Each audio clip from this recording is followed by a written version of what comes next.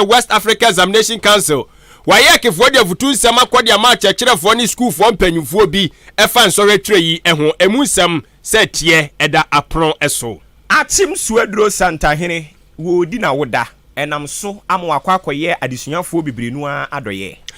we ni ensem awodo ayensem trefo adaroma wonum ede ayere yen se yemegebre ni emfa mu nkyeremu nyina enso emfa nso mo sede se na efata wadaroma ni de ne obuo kwa so ka ne se ne nso ese nwumakuo bi adaroma o ana wonum so edoma boya me edo ma mu nsem ede aba besomwo ena wiye ye de wo samba ede ema wo mo a na ye Marshall Beauty and Training Center adaroma wose ebana ho ofento aso nko ade abrana kache obehwe na waboawo ena afi odi media network ne nso so di TV ena air conditioner papa fridge ehom prempran de doso ye kwa animu yi ye beje brane ye de wabo awuram ye ka ubiem se wokọ internet ne so ene ba bia befa bia Ahenkan FM yabo adem wo ha obetumi adi akire tietie bi Facebook ni YouTube no wokọ ho no mo a wo like YouTube ni de obe subscribe se de abri bia ye beba mframa mu no onso obetumi di wani adi akire no akire wadwen oye ne saa na wa woso de ama afoforo sanse oba akufo didi mea kurom enye de companies nkae no akire ye kwa animu no mu nyina ye be kom asem de akire awie yi Kasiemu akenkanfo eyeme obuwoba ofori amanfo mene adwen pa hene kofi mensa dwene papa na papa endi wanimu kan afe anidie ne ahobrase kwa so jebre na ensem no nkyeremu sade sene fata ye fa mongura wasum emawo Ahenkan FM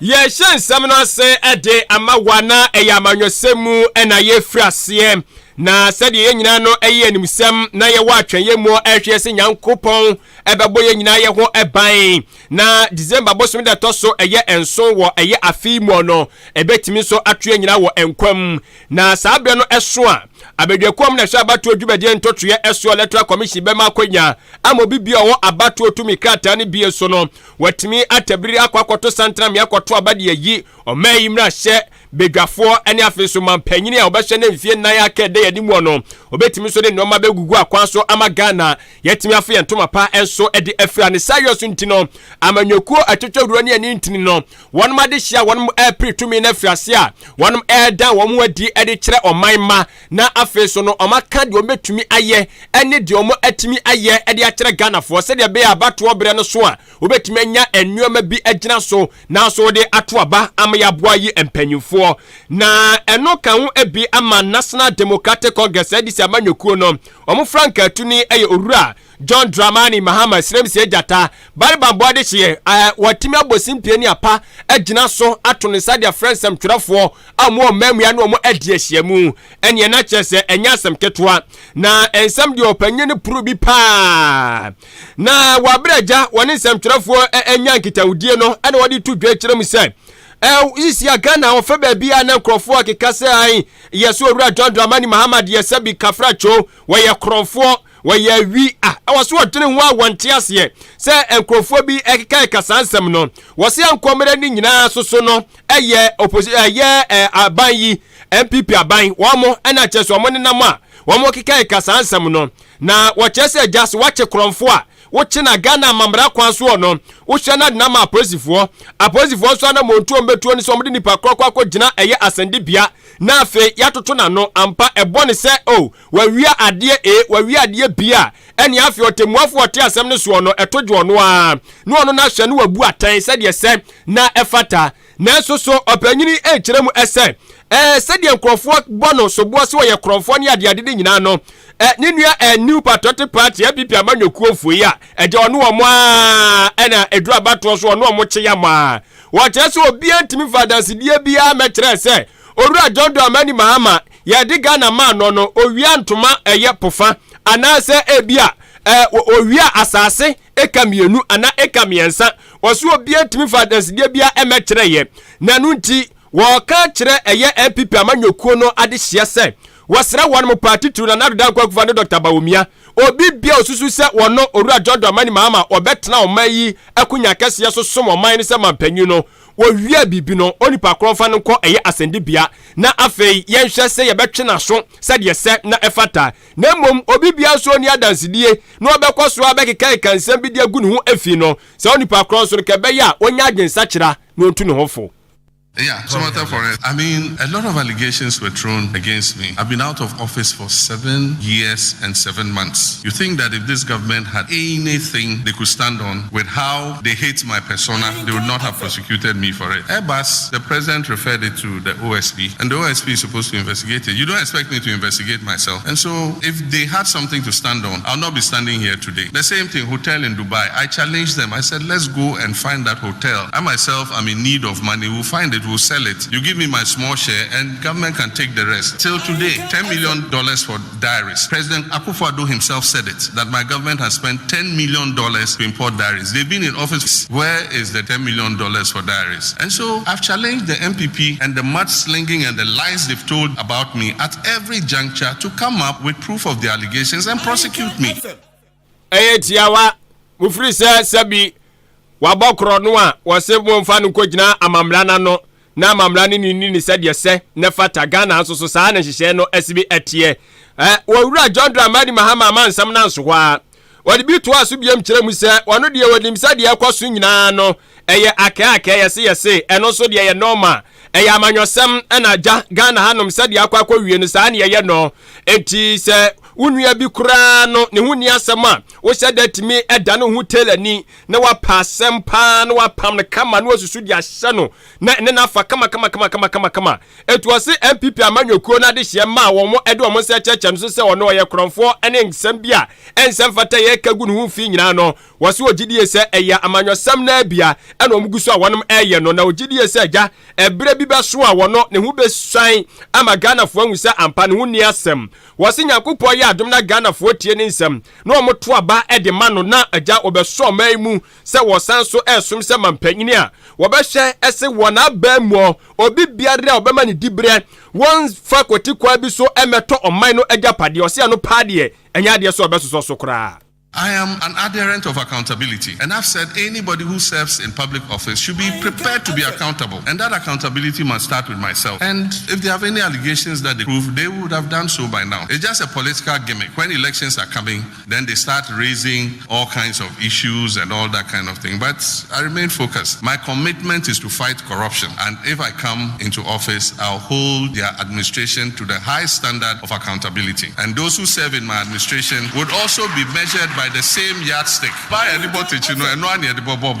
then Achimota Forest and looting of state lands and others. I've said that no person who accepts to serve in my administration will be allowed to buy any state assets. When you finish serving and you go and you want to do whatever, it's your palaver. But as long as you're an appointee under my administration, buildings, lands, vehicles that belong to the state, you are not going to be allowed to buy or invest in any state asset. Edi sadi ensuo ye no penchem se saa na wianso be ye ti wona na mamuo mu de unim na onsa pa ya se edi pa sumasi ya se takusimpo aka pre afa ne nsa ase pe ono ano no ahoro ne nsa abedwaku amba ye hwehwemu munshomai na momfo mani eni akire opanyina ate ne kan Ankane Ghana mampanyini wano kreya no o hwe ani mu se mampanyi dibre obepre na agya National Democratic Congress edi se amanyoko no so etimi aba abamu Owura John Dramani Mahama na ono na no si ye pe na ne kasamafo ede emano campaign team wo mo enam bonto ade ma no Owura Joyce Bawa Muktari enso so edi biato so a wo kire se omanfo dodo no ahyase e kire adwenkyira wo mo kire ni nyina ne se wo se yetumi mampanimfo mieni Owura John Dramani Mahama na no CCC yi ene NPP wo mo so Frank Akurafo Dr. Alhaji Mahamadu Bawumia a wono nso ye oman yi ye nyina ye mampani abedi akire wo mo kire se wo se yetumi ede omu mienu gina simpie ni apaso ne ne ye de nsem no puapua wom ye bisebisa wom a na wom adwen obi a kire na adwene de fa kwan ye befa so oman kyekire ye no betumi akoso osisi ye ne saa ebeboa na ne adwenkyire ne gusu ekoso a na saa adwenkyire yi na maami nso so ye bisa ne bie se de Ghana fo okeka no enye ye nkwampo kra ne ye ka ene wo ba wo mo abin wa amanyosem emu wɔn nso so ɛba no Ghana bato a wɔn abin wom dodoɔ no a ɛkyerɛkyerɛ saa adwen na ɔno nso osomu sɛn ɔbɛkɔ aka kyerɛ ne wura na ɛno na maami ɛkyerɛkyerɛ nsɛm akyerɛ sɛ o na sɛ yɛde enipa mmienu tu nsɛnni ani a yɛwura bawomia deɛ sɛ ɔno ɔyɛ abɔfra ɛne yɛ brother Sami kan yɛ sɛ nɛso poku deɛ sɛ ɔno na abɔfra no na abɔfra koraa na yɛsi edi ano baaba yɛ paa hwan na obetumi ɛne yɛwura John Dramani Mahama akɔ ho atipɛn oni atipɛn koraa na wohwɛ adwuma a yɛwura John Dramani Mahama na brɛ so ɔba bɛyɛ ya obenya nsɛm bebree no aka ɔwɔnim deɛ ɛnso so wa no baaba yɛ dwumadie ho ɔpani a wɔte akonnwa so sa abedi akyire sisi yɛ ɛnɛ nsɛmtwerɛfoɔ kora pɛ no a wɔhu si obi kura microphone o bɛn no an wɔpɛ baabi afa enti wɔn mo ɛyɛ debate no obisa wɔn sɛ so ɔpani ni ba adeɛ bɛn pa na wɔba bɛka ho asɛm John Dramani Mahama adwuma a wayɛ ɛne mprempren asetena yɛwom sɛnea Ghana yɛn nyinaa yɛ ho kyere yɛ ne a yɛpa yɛ ho a yɛnhunu yɛ asene mu a akwade esu ɔpani esu abrewe esu ababaawa esu enti enim onipa koro a ɔno no eja esu akɔpopa no yɔnko ani ase wei ne nia Ghanafoɔ na mu ɛno na Ghanafoɔ egyina so akɔakoto aba enye debate we be gyina abeka borɔfo we beka sei no wɔse ɛno no kra de mprempren yɛ mmem kra san sɛ yɛ ka obi onim kasa otumi tsere na adwene ne saa nneɛma ne ho a Dr. Bawumia men yewura John Dramani Mahama baabia. I personally have no appetite for a debate. I think that we debate when we literally know that our issues are probably parallel or that our issues are actually, we can juxtapose the two. I look at what we have. When I look at the current trajectory, when I look at the failings of this particular administration, I ask myself, why do we need to put up with a debate? But of course, this is a decision that the upper people usually would make as the conversation, debates, go along eventually. But of course, we do know about all the debates between John Mahama and then candidate Akufo-Addo, and we know who won all those debates. So I believe that the fact that Mr. Mahama is a man whose energy and knowledge is unparalleled is not in doubt. On any day, wherever, I know who's going to win the debate, but I don't think that immediately. Ewura Joyce Bawa Muktari waye kasama for the ma kane mampani John Dramani Mahama ne campaign team a ebon toa se obesan gina tum na wabeye mampanyini Ghana adeshimama na amanyosemu enkomo enaja yegusu a yede esomwo sade ese na efata mawrefi se abato bremu de eyesa ti amanyosem na yegusu a ye no a yetitidi na uboruam ewa amanyokuo baako eno so di ntintima wa Ghana hanom pa eba na amanyosemu a eno People's National Convention PNC na ankane womo etutenani owura Bernard Mona opanyini yi o kyeremu se ono soso aso no ahwe ehunu se ebra so se amanyoku odi animu na otu franka de ma womo na wopre eyema mpanyu dibre no wafipinu ne aduonu enan abatuo nimtiaja na ni abere pa a wosra tu ani asi ahene a womo PNC mu se womo hwe no womo ngino entum esanse wono ensoso ehwe ne nimdie mu a otimi so betimi aboa ama Ghana atimi enso afa ne tomapa ade afira na no ana owura Bernard Mona kyeremu se wono Yakobon ya adom na PNC amanyokonya gini tum kukuro so krache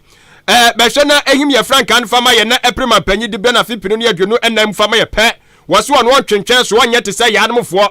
NDC ne eye MPP fo a womo eyi omo franka atuni na enso omo franka atufuo yi so mbe yi omo abede kire anaso do babo machi dom rani mate no che ye ene NDC fo sei omo yi omo de be safi ansa na omo etimi eyi rani mate wo hwe mu kura so a eye wonmo wa ba mu MPP amanyoku esu yi omo franka atuni bo some be se nwotwe de akire ansa na onsu timi eyi ne rani mate na owura Bernard Mona akire mu se ono de waboa no pa waboa no ofiri ase ebo ni tirim po eso be se otu franka de ma PNC no enye neba ene oye na adwi so obedi mampanyini so no enye nasem enti waboa no ansa na okon no okon nipa kura obebo na chidom de watwere ni di kura de ato dadadadada de yan se PNC etwetwero ni ani te kuku danfo no benya gina tumo se wonhwe no wonye omo presidential candidate eno anso obo nipa kro ensusu edin na waba boa no se de be ya wo mo sabetimi enso akatumi no woto aso biem kyeremu se South African pino ne aduonu na abato da o mamu nanimu a enya agudie o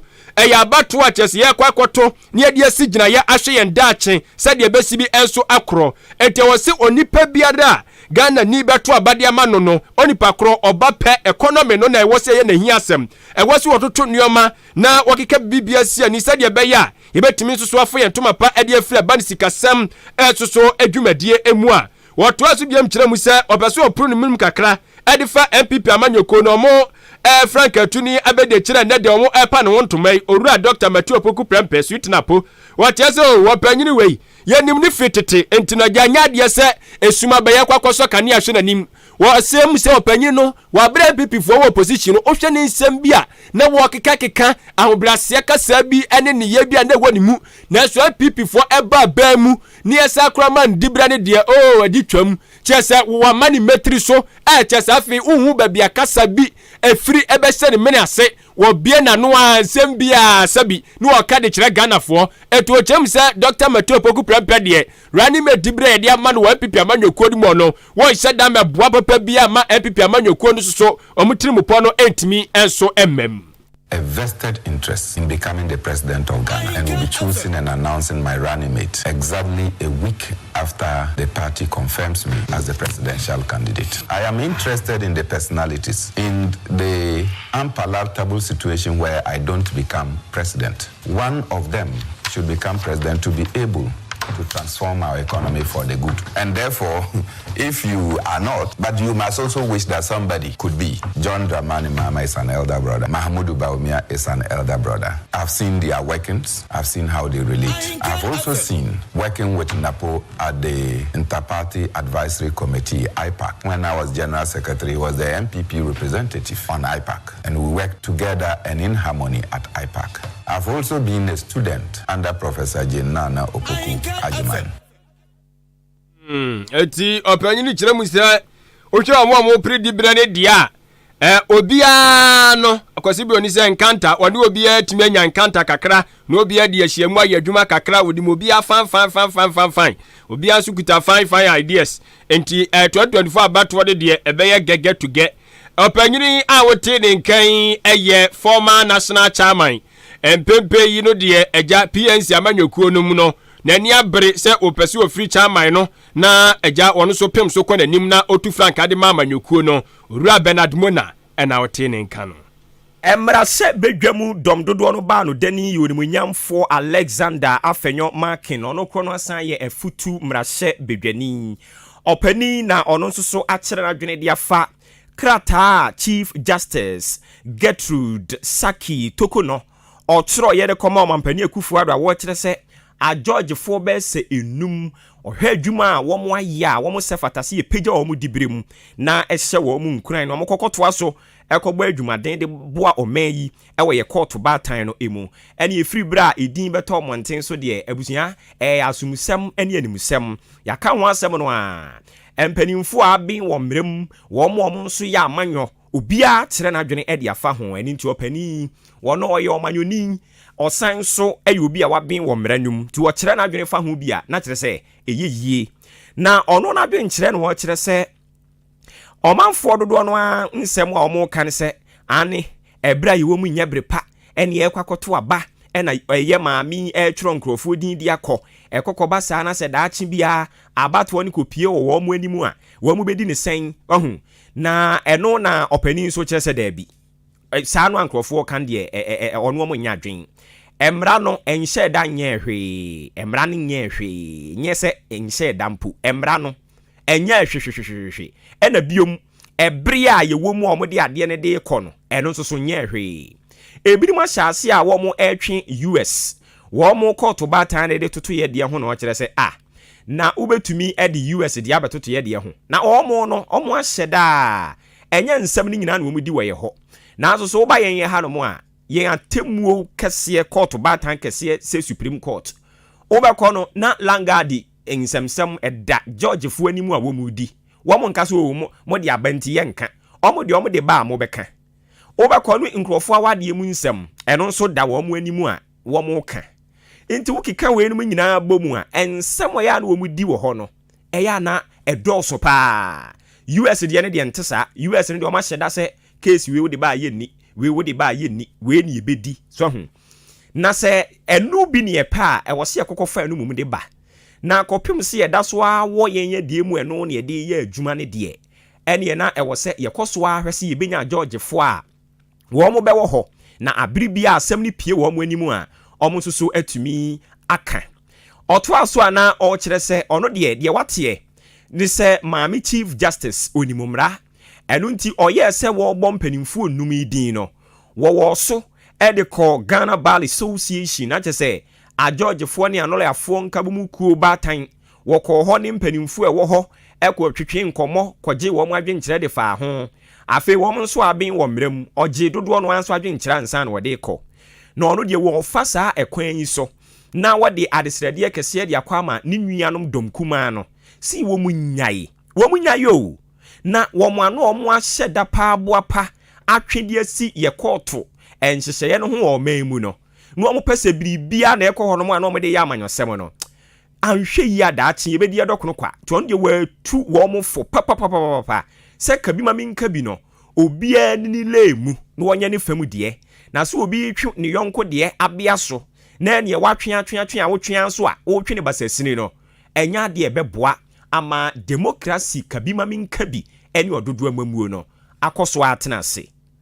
Clearly, you cannot argue that any increase in the number of judges at the Supreme Court above 10 is unconstitutional, or that the Chief Justice is wrong in making such a suggestion or proposal. The Chief Justice did not just write a letter sitting on stilts. She justified it and made very compelling arguments. In fact, as per what we have become aware, the Ghana Bar Association was duly consulted and the Bar Association in principle agreed to say. Other stakeholders also agreed to the need to expand our courts. But the argument which we in the majority caucus disagree with is the argument of timing. What is it about the timing? An institution like the Supreme Court, an institution like the judiciary, with its constitutional mandate to deliver justice, is not bound by election timetable of the country. What these critics try to create, the impression they try to create, is that all that the Supreme Court does is to determine political cases. But I can tell you on good authority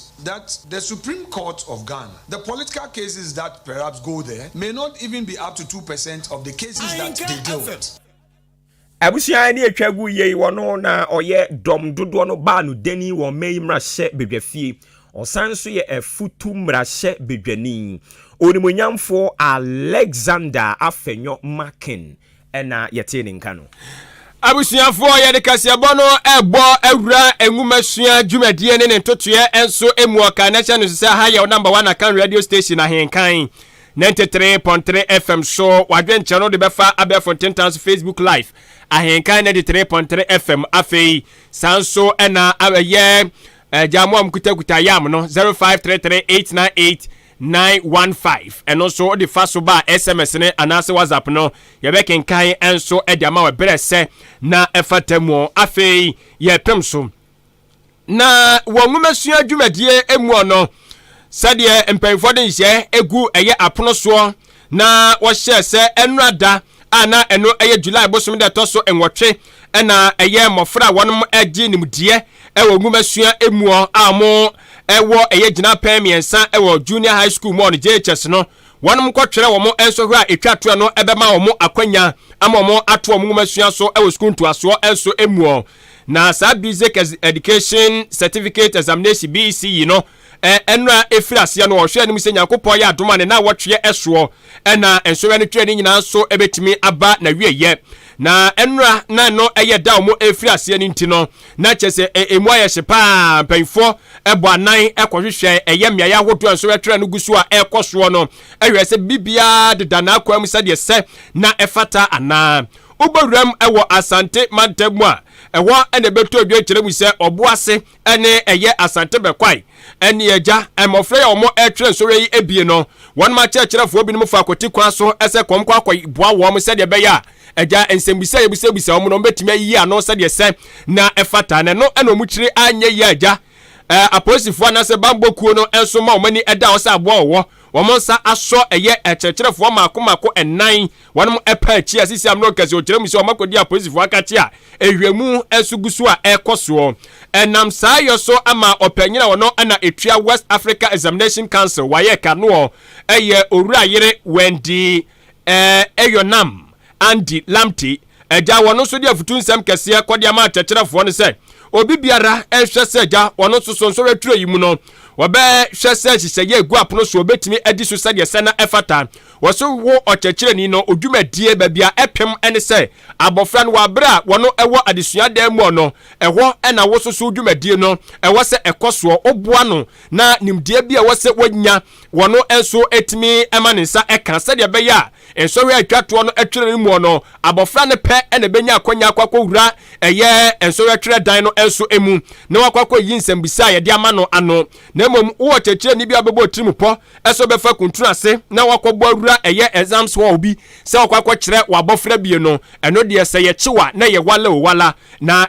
si abere amena okasi okyerɛ mu sɛ awadweko mo hwɛ nsɔhwɛ atwere adwumadie no ɛso no wayɛ kefoɔ wɔn ani abere sɛ krodom sanse mbere bia no ɛkɔakɔyɛ sɛ ɔbɛteɛ so pipa ni bia liki ama mmɔfra no bia nya ahwehwɛ mu kora nsa na ɔmo kɔ akɔtwerɛ ɛno akyi obɛteɛ so mmɔfra no kora no yɛkyerɛ wɔn na akɔakɔyɛ nsɛm bebree kɔba ne sɛ gidie mapa ɛyɛ Ghanafoɔ yɛwɔ ɛwɔ ɛyɛ wayɛ kemu no na sabio asɛ ɛtɔba ha enti wɔn ntena se ɛmfa wɔn nsa nhyɛm dɛm ne fam saa ɛma sa esu ɛne ɛban ne neyɛ no ɛntɔngusua ɛnkɔ so ɛno nti sɛ wo a yɛn nsa bɛsɔ mu sɛ wopɛ sɛ ɔboa abɔfra bi ɛma ne kyerɛ ne nsɔhwɛ no ɛno ɛdeɛ yɛkyewa ɛnya adeɛ sɛ ɔpanyini kyerɛ mu sɛ yɛde wo ho ɛnso so ɛbɛkyɛ ɔkora nti wasrɛ ɛsɛ akyerɛkyerɛfoɔ de nyina wo biara hwɛ sɛ wɔno ɛnkɔyɛ nneɛma bi a ɛbɛtia nsɔhwɛ ɛkyerɛ no.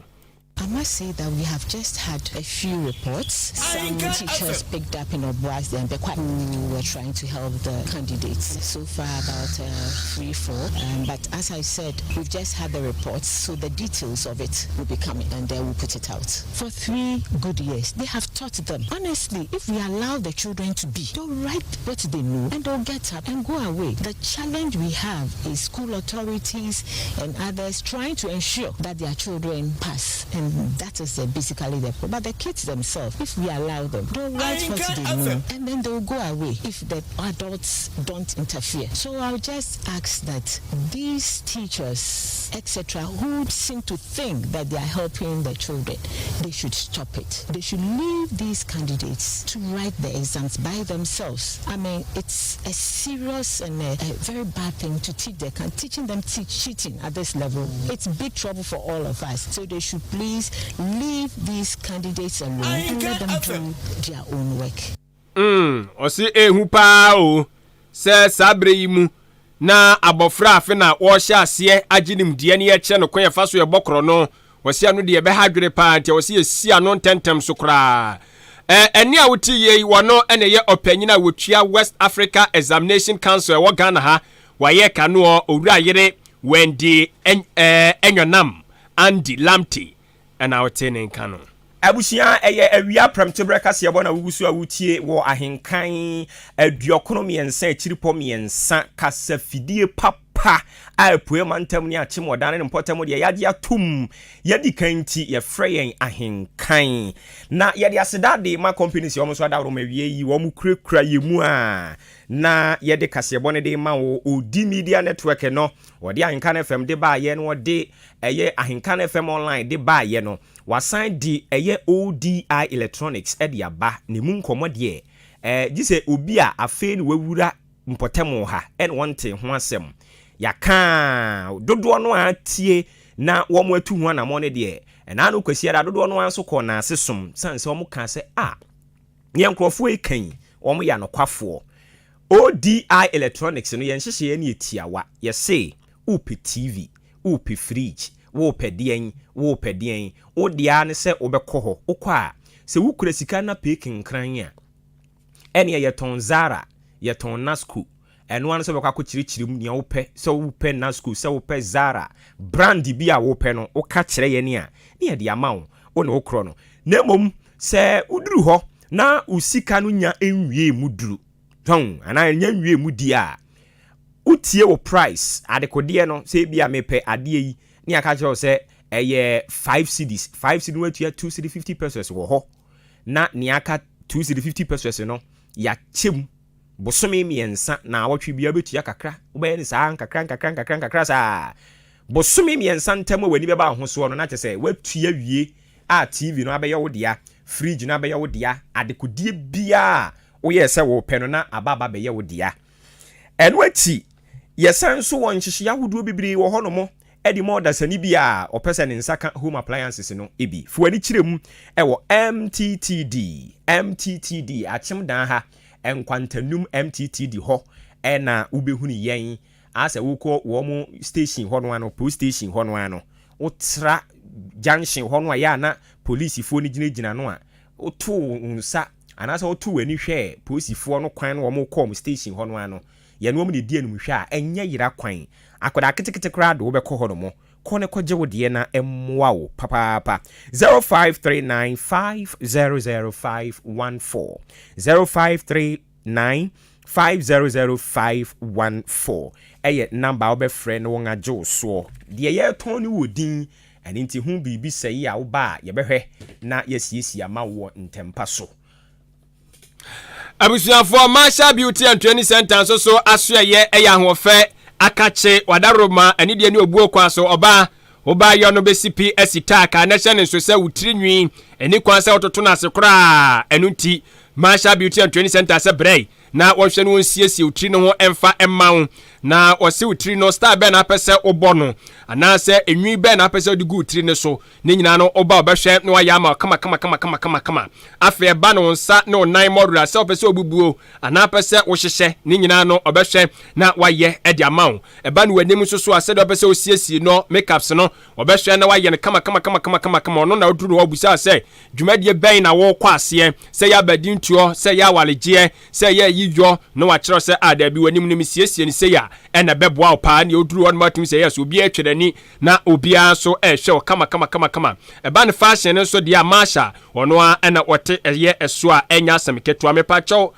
wo 90 ɔbaa na bɛɛma sɛdeɛ wɔnom apaapae no ɛnyɛ nikasɛm koraa yei wanhwɛ ade bɛtete oba hye ti nyinaa nti wɔ sɛ wode bra na wɔmfa duhwam ɛnsrasra hɔ wɔde skammoa bɛwɛwɛ afei wobɛwie no bɔsi wayɛ mɔtoo kama ama nneɛma so akɔ ɛyɛ ɛnkan Marshall Beauty and Training Center sɛ menka nkyɛw sɛ animdie wei ɔno nko a ɛmfa na sɛ bi ɔmfa nyɛ adwuma ɛnya ne ho sɛ tam daabi ɔpɛ sɛ wɔde bi so ɛhyɛ nkyirima no ɛnso ɛtirim ɛti sɛ ɔpɛ sɛ wokɔsua nneɛma bobɔ so yi nyinaa wɔde akonya ɛde atoɔ do ma wɔkyerɛ mu sɛ obɛtimi so aba na obɛyi na koma mu fitaa te sɛ ndwera na wɔde akyerɛ saa nneɛma wei nyinaa ama bibia so akɔnkan ɛde ama sɛ de bia so obɛtimi anya nsa no dwuma na wɔso watimi anya bibi ayɔ ɛde ama wo ho na weni sɛ no sɛ bi kura na opɛ sɛ otu anama ba wankasa watena ya na sɛ ofie na obesiesie ho a wɔse no so akwanya wo hɔ no bɛba na waba bɛyɛ ne kama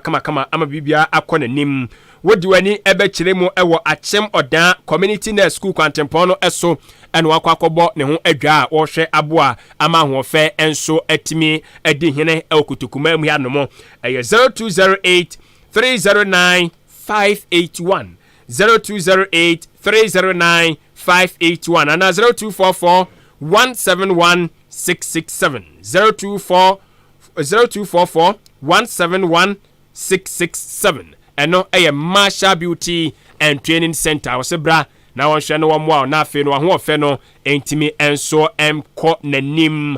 na wadaroma connection nso sa Ahenkan 3.3 FM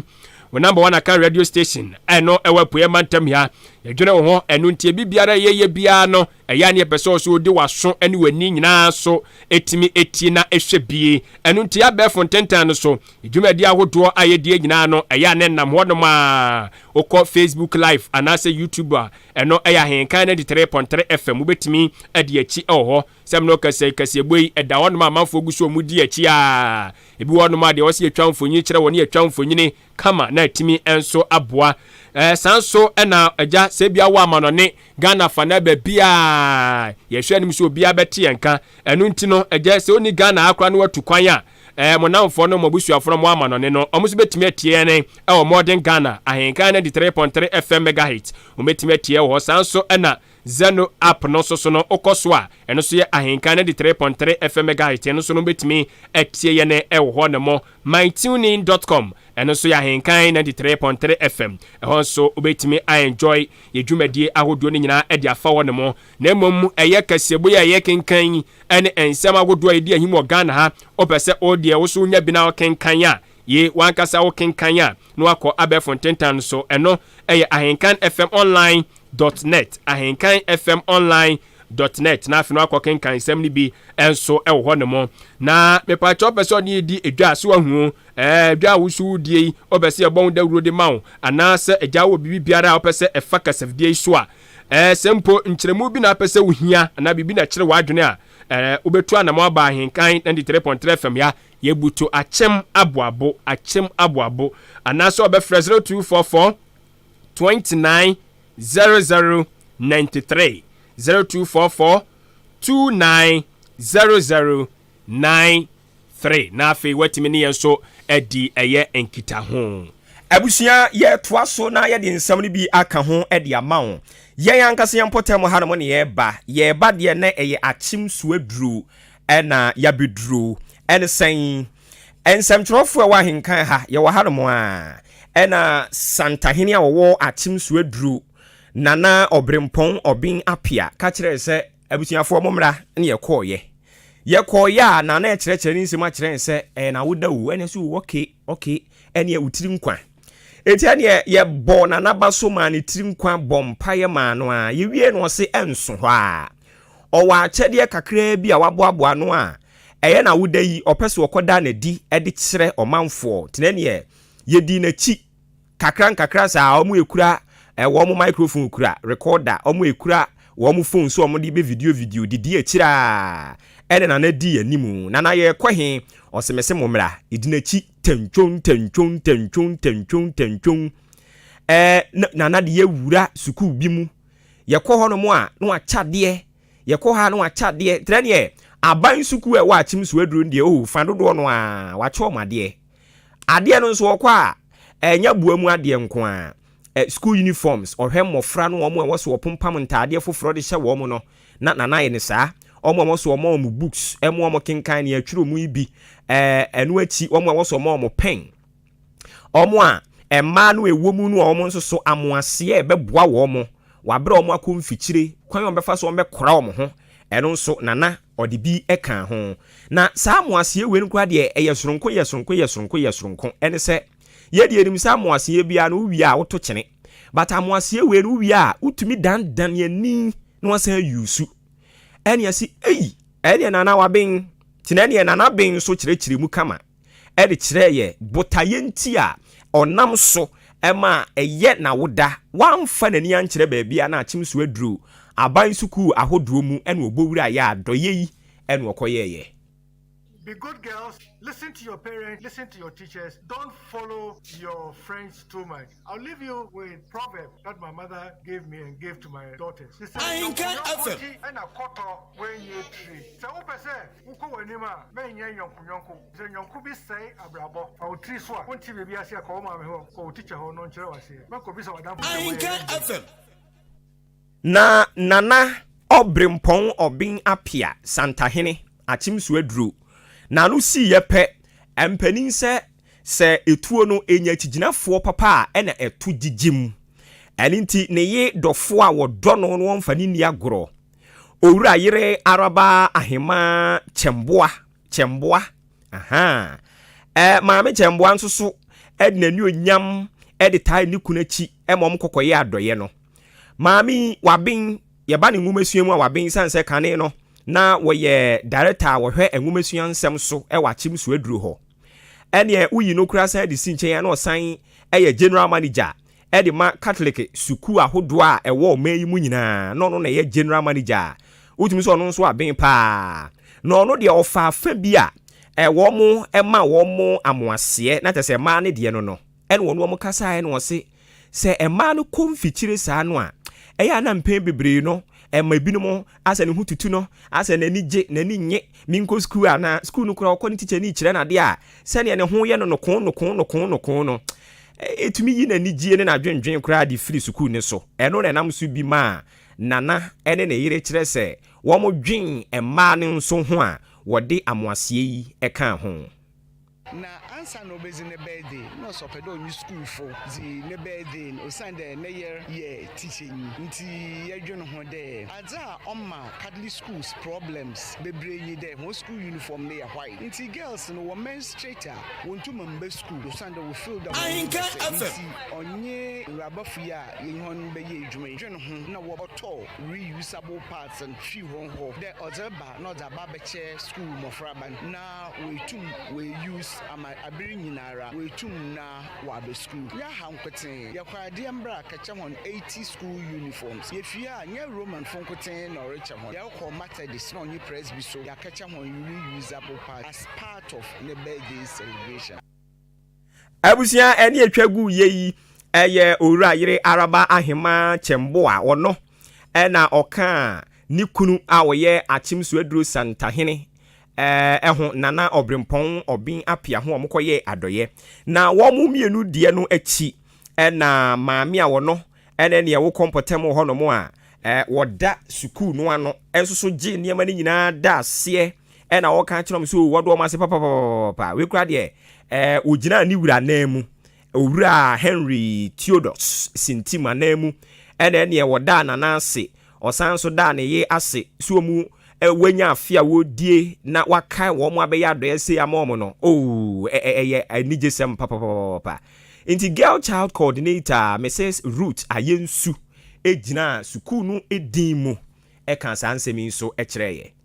reusable sanitary pads no parts se enkola no use a ebetimi aboa omo wo kwan bebre so obu nsa wie na wo ebetimi asi se mena wo pese wo di si no enye mild detergent ano ye den na momu si na wo ma awia eboso a ebeboa wo yi a wato ne kama na watimi asan ahye but o hwe other ones na enye reusable na eno no ne buo kra ayeden ebi kra as high as 20 cedis. Sa initiative way initiative a ye besre aban se ade papa na ye nyina ye gitum enti ka ye be boa ne atumi agina ne ye Ahenkan FM na ye out so amankola na nasa ke be chichempo amankola no se de ne na na santan hene atumi abechiche bi ade amasku konkola ya enka be boa na akola ebu ne nsa na ni beje na obetena fie se obu ne nsa onko school no ati obetwa na enkola nyina ade anije ebeko school abra omabu omunsa eno ti megina sa akwanya yi so na me de aseda a eni kabia ade amanana na megina ha so ewo ye director anamu Mr. Henry Theodos Sintim anamu ene ye ka say office ni nyina the directorate district education. We are so thankful for this gesture. Yesinya mi enshira no Mami Roots Ayensu owura yire no no ene se woto ne bo ane wo yi nsem no 1111 se de o kan nwen nsem adimu aseda kwama empanimfo yi omu nyina ekasa wie ye pani ebopini enkwada no a wo nso adoye yi eso wo so no na ye bi so mo se ne obrempon obin abeye yi nsem ben na mo ka kire no ene wo mo kire se yedana nase wa chede sonko de abrɛ no and empire boss nyakopon insha no no money enkoso anyinche na papa Ahenkan FM no emane enkoso abrabom na bibi ode ne sabeso bia no enyinsha ma no we say a very happy birthday to him and may the good Lord bless him. We say a very big thank you for the donations of the sanitary pads as well. Ne kache na ne senya mi enshira no ongu so eman ankwatenten na senya afibia no odi ni birthday no so enya shronko se afia Ahenkan FM skum hanuma se afifo fronso embeto no ontimi mbra ha no ontimi mbechen achade asunkumi menye yi de beka ne se imfie a wedi ona brabom no a afiwe asambeka ho se afi bebre ensambeka ho na ne ode ne nsa besom ne ewo ne busiem a eye osi akwan ma ne bia yankopon emfa achade ya ode ache enso enye Ahenkan FM Ahenkan amane bofo ohima Esther ene boaboa sa ensemi nyina ano ye de amanfo adwen kire betoa so. Okay. Samo monitor de ekosu kuma asen so. Oh yes ye ni de akire a wode na po akọ otumfuo ho de na akọ kire no yeah se eyi ne Dr. Babumi Adoba Osonani. Ya de nyame ase. Nti ode na ekọ ko afi mu. Ja. Say the akran so be pai empire agu ne so. Ai, amamre ni amane kwan so. Obeye. Okay. Say ono so ne dehye. Ai. Nti Dr. Bawumi akosere ne dehye so ode na ekọ ko a. Oso wota na chi. Oh, sure. Sunsum ene honam mu. So. Okay. So no Dr. Bawumi akran so say ja otumfo ba no. Otumfo so osan otumfo ba. Ene ye se na omotwa fufu am na afira to nkwan mu. Na le nsuo no mate se omo se nsuo na se pese e disturb kakra wo ho. Oh, see one say season we ni there. Abontin dwumadie no ya na enhye da nya advisable. Nsuo na mbere ntiraja. Enya hwe o you see enhira nsu. Ti aja ngugu omo so kakra. Ngugu omo so. Tinani ene ne yesi asante mantemu no. Abade mu a nipa ne tetare so. Nipa ya semo radi yankopo hu yemobo so omu wie nso ombe court fidu akwasha ase aye campaign ai omu wie omu nyina hokra omu wie ana so omu wie omache omumu to omu wie a running mate ne nam ha na ayi Frank Akurafo na nkasa nso so nam ha ene ye hwe no ma na po anko ayi andi apia kubi ho eno ne he andi apia kubi ho ayi agogo sa side ho obeko na po beko ba bia obeko akoso andi apia kubi obeso ne nsa simple ed na akere na adutwum kura kentire kura obeso ne nsa ne na po ayi ofre ne sen andi kentire kura obeso ne nsa sa obeso kentire nsa. Oh, okay. Obeso achim dan mra se bedwani kura obeso ne nsa. Se ono no dia achim dan ono yente se wakasa. Hwe. Wonte ye. Ena me nyante. Ayo. Onzo atu ayampia. Ontu ye bateta ho. Eta ho se ko. Romo matutu ayampia no na mehwe ha wa. Sin ne besi bi aye. Ha no so aye no ho enyime mbozin. Ekonkon ho. Oh, okay. Nti ye hwese ha nso ba be man nsa so a. Samanyofo de omo mutumi kekara o manim manyam so mpa. Ne de ho. Ne atwitwa o mumfo nyini. Ase bibia ye okay. Ase bibia ye okay. Nti ebi on be ye bi. But inkrofo yi mena ne yenim. Is Adam see ya free suru. Yenim. Ai. Yate. Abusiafo ma yemfa manfo adwenkyere aba emfa entwa so ma wai na keke ewo kasoa America Town Kenke House ana obutuo o chem say ke hawaba o se Dr. Bawumia ene napo panyfo mienu a MPP fo aka oma bamu abomu no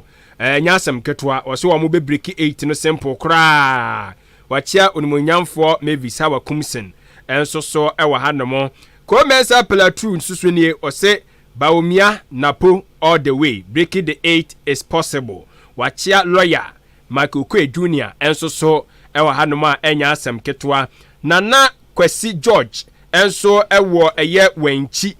na wo kire mu se boafo kwadwo Frimpong wono so beba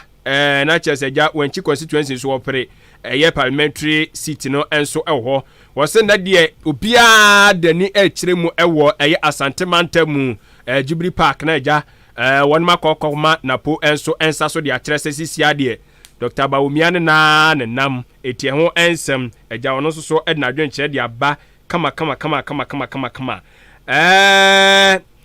Kwame na eso enne de afri ahafo enso ede aba wo kire mu se se wo hwe Ghana pempen o hawo omayi ade hye na mu a enya asem ketwa yentimi nyina no se yesan so kwakoto abade ama MPP biem so o mebu oman no hey ene ka asem aba o said woman be ye den no ene ketahye dwubde kankan prayer ka be koso no ebeji obia enso ensem yate wono so de awode enam enono Shamaba Edina enso de ne de aba o chem se 7 December no hwe magana ni bia manu musuo so okoto abade ama Dr. Bawumia ne MPP fo no ene enka asemaba wose ka asemaba pa Cindy boaben so de ne de aba kasoa ene wose Dr. Bawumia ne na podi so obi ani momo adwuma dada we nya de se afi ne yesan so ko gina ba bia ko di hu nkomo yenim dada won be break 8 no simple kra anya sam ketwa amisku eso de ne de aba o tem se Dr. Napo omanitiri nkwa de dikan na eyasempa eso se Dr. Baumia eyi ne so omekan ho na omompiri tumi wo se Dr. Baumia ene eye owura napo omobetoa so ama eye eja Ghana kopie mo bo sha asase ne so teacher Kwadwo Tepa enyina suso eno nso de ne dia baja napo ni Baumia ya naja wo mo ye campaign de ma wo mo anya asem ketwa o Pedro wa Medina enso ene de aba wo chemsa Asante Mantam wani etano so Kesben